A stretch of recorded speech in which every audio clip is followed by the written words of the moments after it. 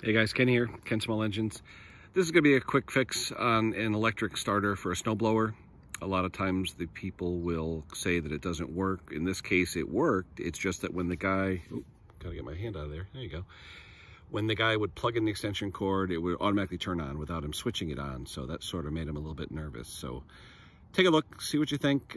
Quick and easy fix, not that expensive, and it'll save you $80, $90 of buying a whole new starter. All right, hope you enjoy it. Talk to you soon. Bye-bye.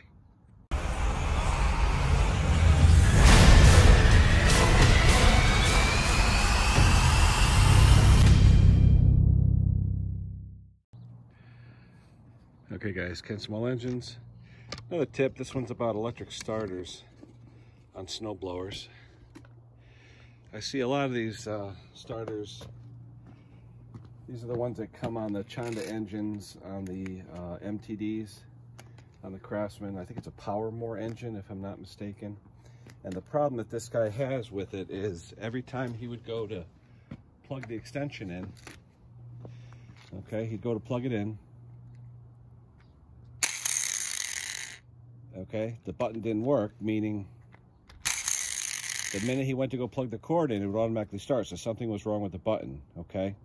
So I've fixed these before. It's a standard fix. And basically what it is, you go to Amazon and you buy a MicroSwitch, okay? It's a standard MicroSwitch. These MicroSwitches are used in all of these electric starters, the ones on Tecumsehs, on just about everything, even Briggs, all use the same MicroSwitch. And the MicroSwitch, basically, I think they're around $8 or $9 each. I'll put the link in the description to what it is. Very simple to replace. What you have to watch though is you've got two mounting screws that mount this to the engine, and this one actually has 4 Phillips head screws on the bottom, or JIS, depending if it has the dot on it, to take the thing apart. Some of these are ultrasonically welded or glued, okay? A lot of them aren't, some of them are. This one, you can see it has a crack here where someone had tightened it down too tight and they cracked the housing, and maybe that's why it got messed up. But I'm going to show you how to fix it.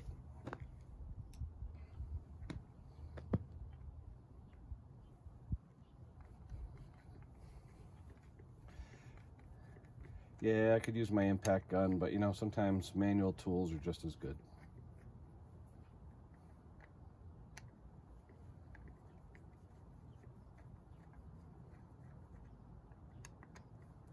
You take out these 4 screws, and then the switch housing should come apart. And you'll see the switch that I'm talking about. Pretty easily accessible. It's pretty tight though, as far as the wires are wrapped around it, pretty tight. So, all the same screw. There's no different lengths, so it's pretty easy to take them out. Okay, now that you have it apart, all right, take the cover off. There is a gasket, and sometimes the gasket will get stuck in between, so be careful. You don't want to break that gasket. So be careful with the rubber gasket that's in between, because that's your weather seal. Let me take out these mounting screws.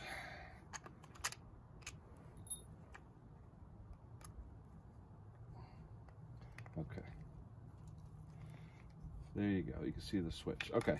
Here's your switch. Okay.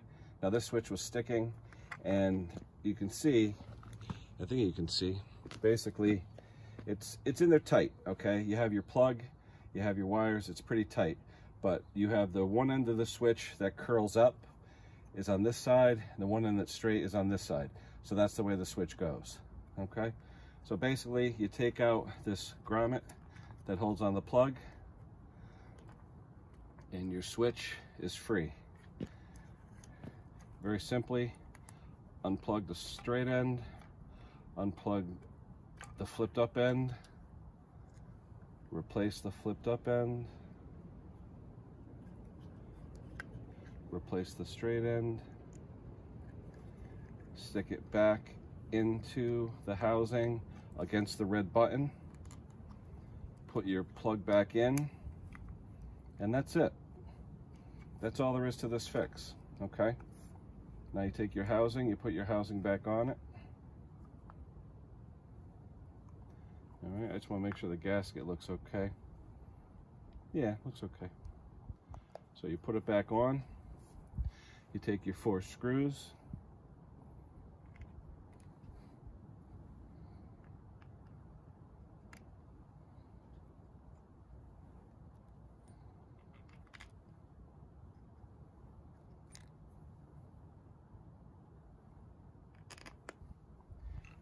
Tighten down your 4 screws. And then we're going to test it with the extension cord to see if it works. And if it does, then I just have to bring it back to the customer, reinstall it, and I'm done. I believe the switch is between $5 and $10 for the switch, depending. Sometimes you can buy them in quantity.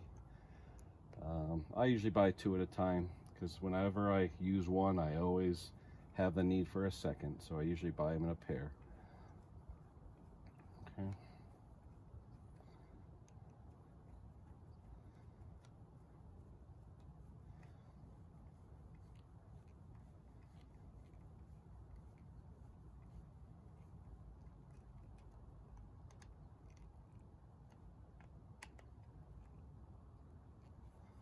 Okay. Now we can push that other mounting screw in. All right, let's test it. I should be able to plug that extension cord in right now and not have any power energizing. We don't. Let's see if the switch works.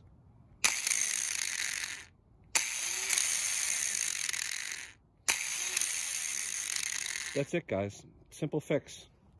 A $5 switch, and this switch, like I said, you can notice it's spongy. It's not working correctly. And these switches are riveted together, so you really can't fix them, okay? And for $5 or $10 a switch, it's a cheap fix.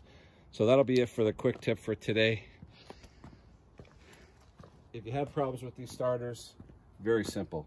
Buy the switch, replace it, a quick, easy fix. All right, guys, that's it for me. We'll talk to you soon.